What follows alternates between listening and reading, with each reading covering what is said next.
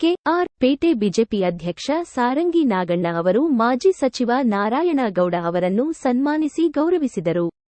K R ಪೇಟೆ taluk BJP ಅಧ್ಯಕ್ಷರಾಗಿ ಆಯ್ಕೆಯಾಗಿರುವ ಸಂಘಟನಾ ಚತುರ ಸಾರಂಗಿ ನಾಗಣ್ಣ ಅವರು ರಾಜ್ಯದ ಮಾಜಿ ಸಚಿವ ನಾರಾಯಣಗೌಡ ಅವರನ್ನು ಸನ್ಮಾನಿಸಿ ಗೌರವಿಸಿ ಅಭಿನಂದಿಸಿದರು.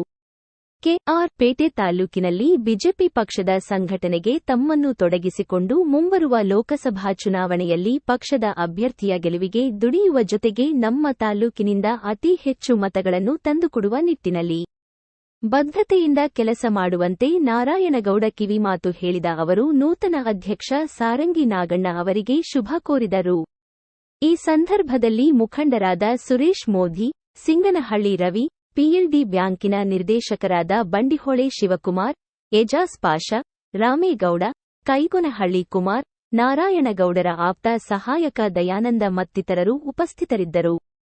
ವರದಿ ಕೆಆರ್ ನೀಲಕಂಠ, ಕೃಷ್ಣರಾಜಪೇಟೆ, ಮಂಡ್ಯ.